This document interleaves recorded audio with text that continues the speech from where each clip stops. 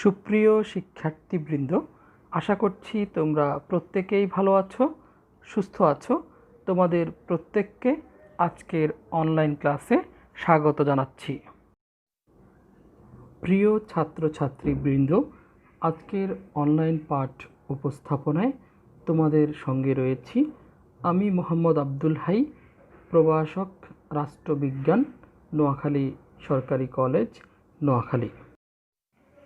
সুপ্রিয় ছাত্রছাত্রী, আজকে আমি রাষ্ট্রবিজ্ঞান বিভাগের সম্মান চতুর্থ বর্ষের শিক্ষার্থীদের সঙ্গে তাদের ফরেন রিলেশন অফ বাংলাদেশ অর্থাৎ বাংলাদেশের বৈদেশিক সম্পর্ক এই কোর্সের একটি গুরুত্বপূর্ণ বিষয় নিয়ে আলোচনা করছি।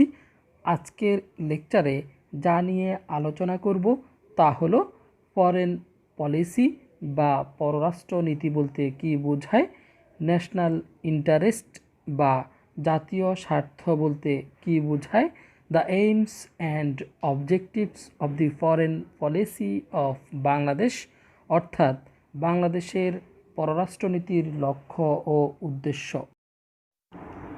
প্রিয় ছাত্রছাত্রী, পররাষ্ট্রনীতি বলতে কী বোঝায় তা জানার জন্য আমাদেরকে পররাষ্ট্র ও নীতি এই দুটি শব্দের তাৎপর্য উপলব্ধি করতে হবে।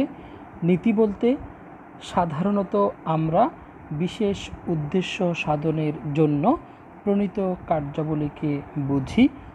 অধ্যাপক ফ্যাডেলফোর্ড, লিঙ্কন ও অলভির মতে নীতি হলো কোনো প্রক্রিয়ার সম্যক ফল যার মাধ্যমে উদ্দেশ্যাবলী অর্জন ও স্বার্থ সংরক্ষণের জন্য কোনো রাষ্ট্র তার বিস্তৃতভাবে চিন্তিত লক্ষ্য ও স্বার্থকে সুনির্দিষ্ট কার্যে পরিণত করে।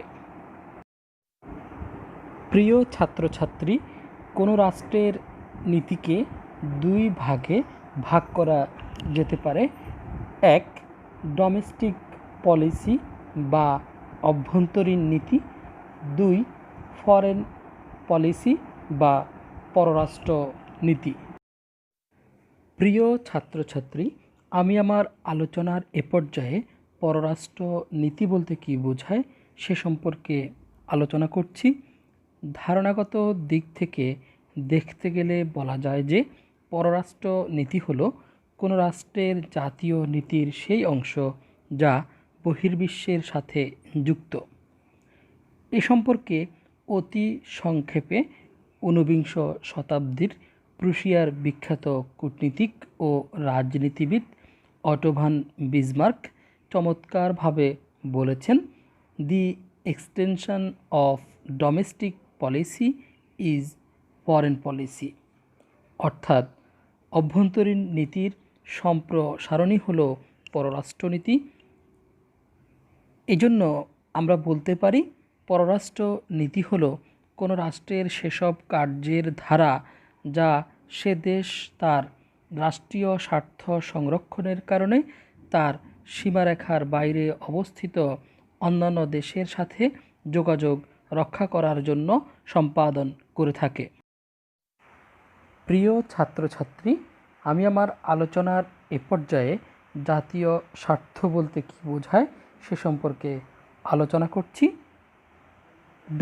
ডব্লিউ রুস্টো তিনি বলেছেন, national interest is the conception which Nations apply in trying to influence the world environment to their advantage, অর্থাৎ জাতীয় স্বার্থ হলো এমন একটি ধারণা যা সমস্ত জাতি পৃথিবীর পারিপার্শ্বিক অবস্থাকে নিজের সুবিধায় কাজে লাগানোর উদ্দেশ্যে ব্যবহার করে থাকে। প্রিয় ছাত্রছাত্রী, পররাষ্ট্র নীতিতে জাতীয় স্বার্থের ভূমিকার উপর অবিস্মরণীয় বক্তব্য প্রদান করেছেন প্রাক্তন ব্রিটিশ প্রধানমন্ত্রী লর্ড পামারস্টোন। তিনি বলেছেন, we have no eternal allies and we have no perpetual enemies. Our interests are eternal and perpetual, and those interests it is our duty of follow, অর্থাৎ আমাদের কোনো শাশ্বত মিত্র নেই এবং আমাদের কোনো চিরস্থায়ী শত্রুও নেই। আমাদের স্বার্থই হলো শাশ্বত ও চিরস্থায়ী এবং সে স্বার্থকে অনুসরণ করাই হলো আমাদের দায়িত্ব। প্রিয় শিক্ষার্থীবৃন্দ, জাতীয় স্বার্থ সাধারণত দুরকমের হতে পারে। এক, প্রাইমারি ইন্টারেস্ট বা মুখ্য স্বার্থ। দুই, সেকেন্ডারি ইন্টারেস্ট বা গৌণ স্বার্থ। কোনো রাষ্ট্রের মুখ্য স্বার্থগুলো চিরস্থায়ী এবং সেগুলোকে যে কোনো মূল্যে সংরক্ষণ করা প্রত্যেক দেশের কর্তব্য। কিন্তু বর্তমান পরিবর্তনশীল পৃথিবীতে কোনো রাষ্ট্র তার রাজনৈতিক, অর্থনৈতিক, সামরিক অথবা মতবাদগত অবস্থানের পরিপ্রেক্ষিতে সমধর্মী স্বার্থের বিনিময়ে তার গৌণ স্বার্থের ব্যাপারে প্রয়োজন বোধে আপোস করতে পারে, যদিও সেই স্বার্থ সে রাষ্ট্র সম্পূর্ণরূপে পরিত্যাগ করবে না। সুপ্রিয় ছাত্রছাত্রী, আমি আমার আলোচনার এ পর্যায়ে বাংলাদেশের পররাষ্ট্রনীতির লক্ষ্য ও উদ্দেশ্য সম্পর্কে আলোচনা করছি। বাংলাদেশের পররাষ্ট্রনীতির প্রধান লক্ষ্য ও উদ্দেশ্যসমূহ হচ্ছে: এক, আত্মরক্ষা। অন্যান্য রাষ্ট্রের মতো বাংলাদেশের বেলায়ও একথা অতিশয় সত্যি যে আত্মরক্ষা হলো আমাদের সবচেয়ে গুরুত্বপূর্ণ স্বার্থ। কোনো রাষ্ট্রের আত্মরক্ষা বলতে সাধারণত বোঝায় তার সার্বভৌমত্ব, রাজনৈতিক স্বাধীনতা ও ভৌগোলিক অখণ্ডতা বজায় রাখা। জাতীয় নিরাপত্তা অক্ষুণ্ণ রাখার বিষয়টি এর সাথে নিবিড়ভাবে যুক্ত। বস্তুতপক্ষে জাতীয় নিরাপত্তার ধারণাটি রাষ্ট্রের স্বাধীনতা, সার্বভৌমত্ব ও ভৌগোলিক অখণ্ডতার সম্মিলিত প্রতিফলন মাত্র। প্রিয় ছাত্রছাত্রী, বাংলাদেশের পররাষ্ট্রনীতির দ্বিতীয় লক্ষ্য ও উদ্দেশ্য হচ্ছে অর্থনৈতিক অগ্রগতি। যদি আমরা আমাদের নিরাপত্তা বিধান করতে সক্ষম হই, তবে তারপরেই আসবে আমাদের অর্থনৈতিক অগ্রগতির প্রশ্নটি। একথা মনে রাখতে হবে যে আমাদের স্বাধীনতার ঘোষণার অন্যতম প্রধান কারণ ছিল পাকিস্তানি অর্থনৈতিক শোষণ থেকে মুক্তি। এই বিষয়টি আমাদের নীতি নির্ধারকদের পরিষ্কারভাবে বুঝতে হবে যে আমাদের রাজনৈতিক স্বাধীনতার কোনো মূল্য থাকবে না যদি না তা আমাদের দেশের কয়েক কোটি দরিদ্র নাগরিকদের জন্য অর্থনৈতিক সুফল বয়ে আনে। সুপ্রিয় ছাত্রছাত্রী, বাংলাদেশের পররাষ্ট্রনীতির আরেকটি গুরুত্বপূর্ণ লক্ষ্য হচ্ছে জাতীয় শক্তি সংরক্ষণ ও বৃদ্ধি। বাংলাদেশের পররাষ্ট্রনীতির আরেকটি প্রধান উদ্দেশ্য হল আমাদের জাতীয় শক্তি সংরক্ষণ ও বৃদ্ধির দিকে বিশেষ দৃষ্টি রাখা। জাতীয় শক্তি বলতে এখানে বোঝানো হচ্ছে আমাদের দেশের সার্বিক ক্ষমতা, যা আমাদের পররাষ্ট্রনীতি পরিচালনার ক্ষেত্রে উল্লেখযোগ্য অবদান রাখতে পারে। জাতীয় শক্তি হলো অনেকগুলো উপাদানের যোগফল। ওইগুলোর মধ্যে প্রাকৃতিক সম্পদ, খাদ্য ও জ্বালানি উৎপাদন উল্লেখযোগ্য।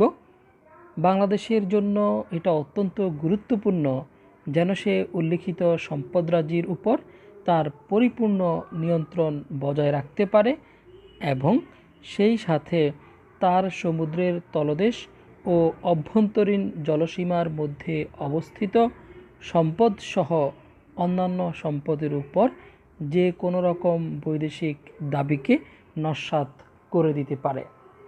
প্রিয় শিক্ষার্থীবৃন্দ, বাংলাদেশের পররাষ্ট্রনীতির আরেকটি উল্লেখযোগ্য লক্ষ্য হচ্ছে নিজস্ব মতবাদে দৃঢ় থাকা। বর্তমান বিশ্বে প্রত্যেক রাষ্ট্রই কোনো না কোনো মতবাদ অনুসরণ করে থাকে।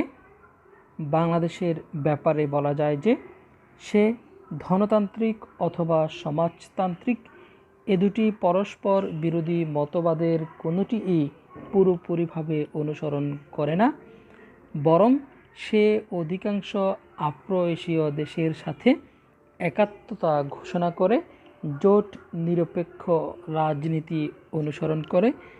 বাংলাদেশ সবসময়ই চায় যাতে জোট নিরপেক্ষ দেশগুলোর মধ্যকার একতা বজায় থাকে এবং এই আন্দোলন উত্তরোত্তর সফলতা লাভ করে। প্রিয় ছাত্রছাত্রী, বাংলাদেশের পররাষ্ট্রনীতির আরেকটি উল্লেখযোগ্য লক্ষ্য ও উদ্দেশ্য হচ্ছে জাতীয় মর্যাদা বৃদ্ধি। মানুষ যেমন শুধু ভাত খেয়ে বাঁচতে পারে না, তেমনি কোনো দেশই তার আত্মরক্ষা ও অর্থনৈতিক সমৃদ্ধি নিয়ে সুখী হতে পারে না। সে চায় বৃহৎ রাষ্ট্রীয় পরিবারে মর্যাদা সহকারে বেঁচে থাকতে। একটি স্বাধীন জাতি হিসেবে বাংলাদেশের আত্মপ্রকাশের পর তাকে বহুবিধ সমস্যার সম্মুখীন হতে হয়েছে, প্রধানত এ কারণে যে তার অর্থনৈতিক অবস্থা ছিল শোচনীয়।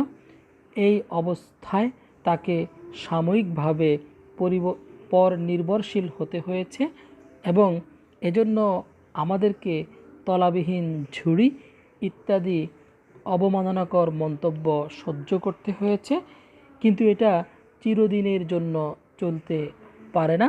সুতরাং বাংলাদেশ যাতে তার মর্যাদা বজায় রেখে বহির্বিশ্বে একটি সুন্দর ভাবমূর্তি নিয়ে বাঁচতে পারে, সে ব্যাপারে প্রচেষ্টা চালানো আমাদের পররাষ্ট্রনীতির অন্যতম উদ্দেশ্য। সুপ্রিয় শিক্ষার্থীবৃন্দ, আমি আমার আলোচনার এ পর্যায়ে বাংলাদেশের পররাষ্ট্রনীতির মূলনীতিসমূহ সম্পর্কে আলোচনা করছি। বাংলাদেশ ইউনাইটেড নেশনস এর সদস্য, বাংলাদেশ জোট নিরপেক্ষ আন্দোলনের সদস্য।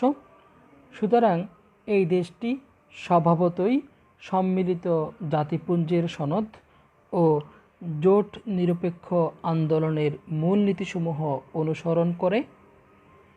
এছাড়াও বাংলাদেশের পররাষ্ট্রনীতির প্রধান মূলনীতি শতাব্দীর শ্রেষ্ঠ বাঙালি, বাংলাদেশের প্রথম রাষ্ট্রপতি জাতির পিতা বঙ্গবন্ধু শেখ মুজিবুর রহমান অত্যন্ত চমৎকারভাবে ব্যক্ত করেছেন। তিনি বলেছেন, we are a small country, we want friendship with all and malice towards none. তিনি বলেছেন, আমাদের একটি ক্ষুদ্র দেশ, কারো প্রতি বিদ্বেষ নয়, আমরা চাই সকলের সাথে বন্ধুত্ব। গণপ্রজাতন্ত্রী বাংলাদেশের সংবিধানের 25 অনুচ্ছেদে বলা হয়েছে, আন্তর্জাতিক শান্তি, নিরাপত্তা ও সংহতির উন্নয়ন। এই অনুচ্ছেদে বাংলাদেশের পররাষ্ট্রনীতি সম্পর্কে আলোচনা করা হয়েছে। এই অনুচ্ছেদে বলা হয়েছে, জাতীয় সার্বভৌমত্ব ও সমতার প্রতি শ্রদ্ধা, অন্যান্য রাষ্ট্রের অভ্যন্তরীণ বিষয়ে হস্তক্ষেপ না করা এবং আন্তর্জাতিক বিরোধের শান্তিপূর্ণ সমাধান এবং আন্তর্জাতিক আইনের ও জাতিসংঘ সনদে বর্ণিত নীতিসমূহের প্রতি শ্রদ্ধা। এ সকল নীতি হবে বাংলাদেশের আন্তর্জাতিক সম্পর্কের ভিত্তি। এই অনুচ্ছেদে আরও বলা হয়েছে, এ সকল নীতির ভিত্তিতে বাংলাদেশ আন্তর্জাতিক সম্পর্কের ক্ষেত্রে শক্তি প্রয়োগ পরিহার এবং সাধারণ ও সম্পূর্ণ নিরস্ত্রীকরণের চেষ্টা করবেন।